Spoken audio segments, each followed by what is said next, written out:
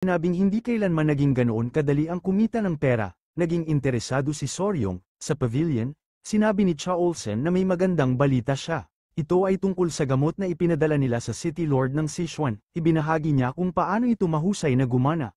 At nagpadala ng mensahe ng pasasalamat ang City Lord kasama ang isang malaking gantimpala. Tuwang-tuwa sina Soryong at Hwayon. Ipinagmamalaki at ikinatuwa rin ni Cha Olsen na agad silang nakinabang matapos tanggapin si Soryong bilang manugang. Talagang may kamanghamanghang nagawa si Soryong, masaya si Soryong na nakatulong siya. Dahil dito, iminungkahi ni Cha Olsen na bigyan si Soryong ng isa sa kanyang mga elixir. Hindi niya ito tinawag na gantimpala, dahil alam niyang baka tumanggi si Soryong dahil sa kanyang pagiging mapagkumbaba. Sinabi ng lolo ni Soryong noon na ang elixir ay nagpapalakas ng internal energy. Tinanong ni Hwayon kung anong klaseng elixir ito. Sumagot si Cha Olsen na wala itong masyadong espesyal, ito ay pulot mula sa golden-haired King Bee. Sa isip ni Soryong, pinagsama niya ang mga salitang yun at inisip na karaniwang pulot lamang yun. Ngunit alam niya kung gaano kahalaga ang internal energy upang maging isang martial master. Kaya't napagdesisyonan niyang tanggapin ito. Magpapasalamat na sana siya sa kanyang biyenan nang biglang pinutol siya ni Hwayon. Ipinaalala nito na ang ginagawa ni Cha Olsen ay pagbibigay ng gantimpala. Kaya tinanong niya kung bakit pulot lamang yun. Kinabahan si Cha Olsen nang makita ang nakakabahalang anyo ni Hwayon. Sabi ni Hwayon, hindi maliit na bagay ang nagawa ni Soryong, bagamat ang golden-haired King Bee ay isang mid-level venomous creature, ang pulot nito ay ang pinakamababa sa ranggo ng mga elixir. Pinangaralan niya ang kanyang ama na huwag maging madamo sa pagbibigay ng gantimpala para sa isang dakilang tagumpay. Napahiya si Soryong. Pinagalitan ni Hwayon ang kanyang ama at sinabi na dapat itong magbigay ng elixir na may katumbas na isang taong halaga ng internal energy. Hindi niya maintindihan kung bakit ang binigay ay elixir na may katumbas lamang ng 2 buwan. Nalungkot si Cha Olsen at sinabing kahit paano, elixir pa rin yun at mahal ang pagkakakuha nito. Ngunit lalo lamang nagalit si Hwayon. Sabi niya, kumpara sa nagawa ni Soryong, barya lamang yun. Nahirapan si Cha Olsen sa sitwasyon. Nagtanong si Soryong kung ano ba talaga ang golden-haired King Bee. Ipinaliwanag ni Cha Olsen na isa itong mid-tier venomous creature na minsang matatagpuan sa mga kagubatan, kasing laki ito ng maliit na aso. Sinasabing ang pag-inom ng pulot nito ay nagbibigay ng internal energy na katumbas ng 2 buwang meditatibong pagsasanay. Habang iniisip ang laki ng pukyutan, na-excite at natawa si Soryong, ngunit pinigil ni Hwayon ang kanyang pag-iisip. Sinabi nitong naaawa siya kay Soryong para sa kanya. Nilinaw ni Cha Olsen na hindi iyon ang intensyon niya. Ang naisip niya ay baka gusto ni Soryong makita mismo ang golden-haired King Bee. Na-excite si Soryong nang marinig ito. Tinanong niya kung iminumungkahi ni Cha Olsen na makita niya mismo ang pukyutan. Tugma yun sa nasa isip ni Cha Olsen. Sa isip ni Soryong, naisip niya na siya mismo ang kukuha ng pulot. Nagawa na niya ito noong YouTuber pa siya. Masaya ang Maginoo habang papunta sa pinto. Sinabi ni Soryong na pagdating sa mga pukyutan, parang eksperto na siya. Alam ni Cha Olsen na magugustuhan yun ni Soryong. Nagtanong si Soryong kung ano ba ang hitsura ng golden-haired King Bee. Simple lamang ang sagot ni Cha Olsen, parang pukyutan. Napabuntong hininga si Hwayon, at nagsimula ang kanilang paglalakbay para kumuha ng pulot. Nagbigay si Cha Olsen ng premium na impormasyon, kaya inisip nila na walang kompetisyon. Ngunit pagdating nila, 2 angkan ang nag-aaway. Mukhang nabili rin ng mga tao ang parehong impormasyon. Tinanong ng isang angkan ang kabila kung ang nagbenta ba ng impormasyon ay may gusot na buhok at malaking nunal sa mukha. Sumagot ang kabila na yun na ang tao. Pero kahit ano paman, hindi sila basta sesuko. Pagkarinig sa description, naalala ni Soryong ang 2 lalaking dumaan sa kanya. Napagtanto niyang naglibot ang mga yun para magbenta ng impormasyon. May isang lalaki sa mga nag-aaway na galit sa mga scammer. Sumigaw siya. Paano ninyo nagawang insultuhan ng Sichuan Tank Clan dito mismo sa Sichuan? Ang kanyang malakas na boses at ang pagbabanggit na sila'y mula sa Sichuan Tank Clan ay nagpagulo sa kalaban. Ngayon, ang mapayapang plano na kumuha ng pulot ay malayo na sa inaasahan. Bago umalis si Soryong para sa kanyang unang paglalakbay sa labas, binalaan siya ni Cha Olsen na mag-ingat. Bilang miyembro ng kanilang pamilya at ng Tank Clan, hindi niya dapat kalimutan kung sino siya. Magalang na sumagot si Soryong ng oo. Pagkatapos, tumingin si Cha Olsen sa isang bagay sa kanyang tagiliran, kaya napatingin din si Soryong. May mga lalaking nakahanay sa harapan nila. Sinabi ni Cha Olsen kay Soryong na siya ang mamumuno sa mga yon. Panahon na para matutunan niya kung paano mamahala ng mga tao. Nagulat si Soryong, inisip niya na si Hwayon ang dapat na gumagawa noon. Tinawag siyang hanggal ni Cha Olsen at ipinaliwanag na dahil si Hwayon ang kanyang kasintahan at katuwang, Siya ang pinakamataas na awtoridad sa grupo. Pagkarinig sa salitang, katuwang, na mula si Soryong, may tiwala si Hwayon na magagawa niya ito ng maayos, at nangako siyang tutulungan siya. Sumagot si Soryong na gagawin niya ang lahat ng kanyang makakaya, pero ngayon na nasa gitna na siya ng gulo, tinanong niya ang sarili kung ano ang dapat niyang gawin. Tinanong niya ang lalaking kasama niya kung ano ang dapat nilang gawin sa sitwasyong iyon. Naisip niya kung mas mabuting ibahagi na lang ang impormasyon sa kanila. Nakipag-usap si Soryong sa leader ng Venom Blood Units na si Wolfgang. Hindi natuwa si Wolfgang na may naglakas loob na ibahagi ang impormasyon ng Tang Clan. Sumang-ayon si Hwayon at sinabing matapang ang taong yun. Galit na galit siya at ipinakita yun sa kanyang nakakatakot na aura habang tinatanong ang pagbebenta ng impormasyon na binili ng Sichuan Tang Clan sa iba. Nakilala siya ng mga tao mula sa ibang angkan. Siya ang Poisonous Flower ng 3 bulaklak ng Miriam. Isang lalaki ang hindi makapaniwala na isang direktang inapo ng Tang Clan, ang Poisonous Flower, ay nandoon mismo. Napilitan ng lalaki na magbigay galang, kinatawan niya ang Central Wind Sect at nilinaw na wala silang balak makialam sa mga usapin ng Sichuan Tang Clan. Sinabi niyang sila'y aalis na. Sumunod ding umalis ang Noble Origin Sect, kahit masakit para sa kanila.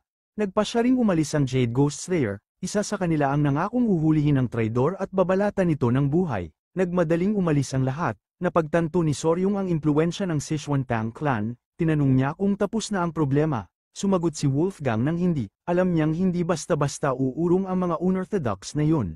Iminungkahi ni Wolfgang na magtayo sila ng kampo malapit at magbantayan sa paglipas ng oras. Alam niyang nagtatago lang ang mga iyon at naghihintay ng tamang pagkakataon. Inutusan niya si Gupei na alamin kung saan nagkampo ang mga iyon. Nag-aalala si Soryong. Sinabi ni Hwayon na magiging maayos ang lahat. Mas iniisip ni Soryong ang tungkol sa kanyang mga pukyutan. Nagtago sila sa likod ng malaking bato habang pinapanood ang mga pukyutan. Ang pukyutan ay cute tingnan, parang may peking balahibo sa katawan nito. Ilang pukyutan ang pumasok sa punong kahoy.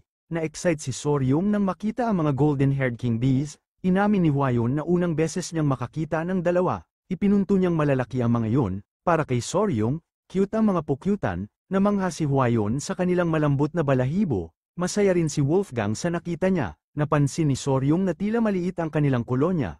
Parang iilan lamang ang mga iyon, nasa daan-daang pukyutan lang, pero kung iisipin ang laki nila, may saysay naman. Tinanong ni Hwayon tungkol sa mga kolonya. Ipinaliwanag ni Soryong na ito ang grupo ng mga pukyutan. Karaniwan, ang maliit na pugad ay may 5,000 hanggang 7,000 pukyutan. Nagulat si Hwayon na kaya niyang malaman yun nang hindi man lang pumapasok sa pugad. Sumagot si Soryong na na-estimate niya yun sa pamamagitan ng pagmamasid kung ilan ang pumapasok at lumalabas sa pasukan. May biglang lumitaw sa likuran nila. Si Pai yun, at iniulat niyang natunto nila ang mga unorthodox na yun. Nagtanong si Wolfgang kung saan sila. Nag-alinlangan si Pai na sumagot sa una. Pero tulad ng inaasahan ni Wolfgang, ang mga yun ay nagkampo sa kabilang panig. Mukhang wala silang ginagawa. Pero kung may mangyayari, tiyak nakikilo sila. Nagpasya si Wolfgang na maghintay ng gabi at kunin ang pulot gamit ang pamamaraan ng Tang Clan. Nagtanong si Soryong tungkol sa pamamaraang iyon. Ipinaliwanag ni Wolfgang na kapag sinunog ang mga dahon ng mugwort, ang usok nito ay magpapakalma sa mga pukyutan. Sa panahong iyon, maaari nang anihin ng pulot. Sinabi ni Soryong na mahusay ang pamamaraang iyon. Pero nag-alala si Pai dahil ang hangin ay umiihip patungo sa kanila. Dahil doon, hindi na maaaring gamitin ang plano. Pagkatapos, may naisip si Soryong. Tinanong siya ni Pai kung may naisip ba siyang matalino. Ipinaliwanag ni Soryong na kung umiihip ang hangin patungo sa kanila, may tatago nito ang kanilang amoy, kaya't napagpasyahan niyang samantalahin ang pagkakataong ito para magmabilisang bisita. Papalapit na si Soryong nang hawakan ni Wei-en ang kanyang damit para pigilan siya dahil delikado. Ang golden-haired King Bee ay isang mid-level na makamandag na nilalang. Pero tila baliw si Soryong dito. Sinabi niyang hahawakan niya lang ito saglit at babalik agad. Habang nagpupumiglas siyang makawala sa hawak ni Wei-en, may isang maliliit na bato ang nahulog at gamulong papunta sa pugad.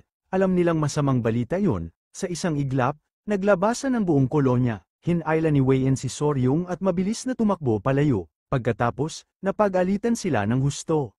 Palubog na ang araw, pero iniisip pa rin ni Soryong ang ibang paraan. Kung sisindihan nila ang apoy laban sa hangin, mapapagitna sila sa mga unorthodox na yun at sa pugad. Ang golden-haired King Bee ay kakaiba sa mga Pyuki-utang kilala niya. Nakakaramdam ito ng vibrations mula sa lupa kahit 30 kilometro ang layo.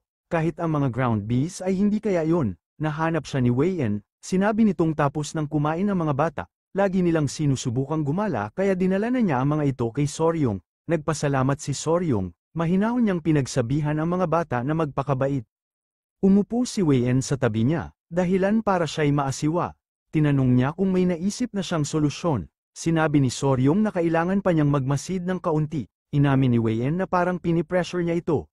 Kaya humingi siya ng paumanhin. Sinabi niyang huwag magmadali at huwag masyadong mag-alala. Pero kabaligtaran ang naging epekto nito kay Soryong. Napansin ni Hwa-yun ang nasa kabilang bahagi ng lumang puno, may mga unggoy, maingay ang mga unggoy, at napansin niya na may isang unggoy na galit, tinawag ni Soryong ang pangalan niya. Tinanong niya kung naamoy ba niya ang matamis na amoy. Napansin din yun ni Hwa-yun, na pagtanto ni Soryong na maaaring pheromones yun. Agad niyang sinabi kay Hwa-yun na kailangan nilang umalis dahil magwawala na ang mga pukyutan. Hinayla siya ni Hwa-yun at mabilis na tumakbo palayo. Tumalon siya ng mataas para makalayo agad. Hinahawakan pa rin niya si Soryong sa ilalim ng kilikili. Nanlaki ang mata ni Hwa-yun. Agad na lumabas ang mga pukyutan mula sa pugad. Ang target nila ay ang mga nalaglag na unggoy. Sinugod nila ang mga bangkay. Halos malagay na sa panganib ang magkasintahan. Nagulat si Hwa-yun kung paano nalaman ni Soryong na mag-a-attack na ang mga golden-haired king bees. Nawarningan niya ito bago pa marinig ang paglangit-ngit ng mga pukyutan. Sinabi ni Soryong na yun ay dahil sa amoy. Sa wakas, napansin na rin ni Hwa-yun ang mahina ngunit kakaibang amoy. Namangha si Soryong nang malaman na kaya niyang ma-distinguish ang amoy ng pheromones. Tinanong ni Soryong kung pamilyar ba si Hwa-yun sa naamoy niya kanina. Sumagot ito ng oo. Sinabi niyang amoy magnolia flower yun. Na-excite si Soryong sa kanyang natuklasan, habang tumatawa siya na parang masamang henyo. Namula si Hwa-yun dahil nasa balikat niya ang mga kamay ni Soryong, sa ngiti niyang may halong kabuktutan. Sinabi niyang nakaisip na siya ng paraan, isang paraan para mapatalsik ang mga unorthodox na yun na nagtatangka sa kanyang mga honeybee.